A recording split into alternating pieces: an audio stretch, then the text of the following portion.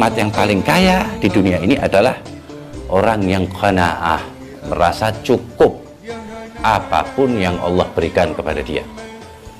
Ya, cukupnya dengan ilmu. Kalau cukup nggak pakai ilmu, kita merasa cukup tapi nggak pakai ilmu, jadi malas loh. Malas kerja, rasa cukup pakai bala ilmu, nggak pakai ilmu.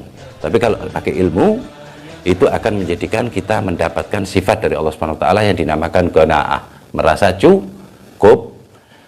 Nah, kita diwajibkan mempunyai sifat cukup untuk masalah urusan dunia. Tapi kalau untuk masalah ibadah akhirat, keselamatan ukhrawi, kita nggak boleh sedikit pun merasa cukup. Haram. Sudah cukup ibadah saya, amal saya sudah bangun masjid, saya ini dan sebagainya. Kata Allah Subhanahu wa taala, innal insana la yadgha ar-ra'ahus taghna. Orang merasa cukup, itu orang keliru, kata Allah. Innal insana la yadgha, sesungguhnya manusia itu dalam keadaan keliru. Siapa mereka? Merasa cukup. Ar-ra'ahus taghna, dirinya cukup. Ibadahku, aku ngajar, muridku sakeh, pondokku sepeda. Itu orang yang celaka, kata Allah SWT.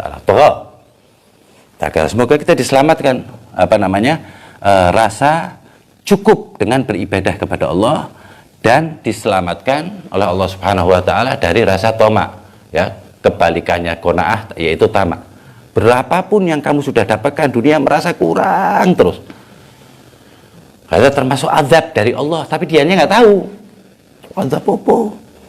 Mobilku ki ono loro, nggih sepatuku maneh, dia nggak tahu itu diazab. Padahal yang dia punya itu hanya agar orang lain menilai. Dia nggak merasakan apa-apa. Orang yang paling enak yang merasa cukup. Nggak punya mobil, nggak punya motor dan lain sebagainya. Yang dia punya, dia ingat-ingat terus. Alhamdulillah masih waras, masih enak, masih sehat walafiat, masih diberi waktu luang oleh Allah Ta'ala untuk bisa ngaji, untuk bisa zikir, untuk bisa sholat. Semua kata Allah Ta'ala dalam Al-Quran, wa amma bi ni'mati rabbika fahadits. Kita terus disuruh ngulang-ulang oleh Allah Subhanahu wa taala atas nikmat-nikmat yang Allah telah berikan kepada diri kita. Nggak usah mikirin nikmat orang lain, diri kita sendiri kita pikir nggak bakalan ente selesai menghitung nikmat Allah yang ada pada diri ente. Ente nikmat ente catetin, ya, pakai buku setebel ini nggak bakalan selesai. Ente kesini bilang beb selesai gini, nikmat Allah yang Allah berikan kepada saya ini nggak bakalan selesai. Ini Allah yang ngomong, wa in ta'uddu ni'matallahi la tuhsuha. Seandainya kamu sekalian menghitung nikmat-nikmat Allah yang sudah engkau rasakan, engkau tidak akan pernah bisa menghitungnya.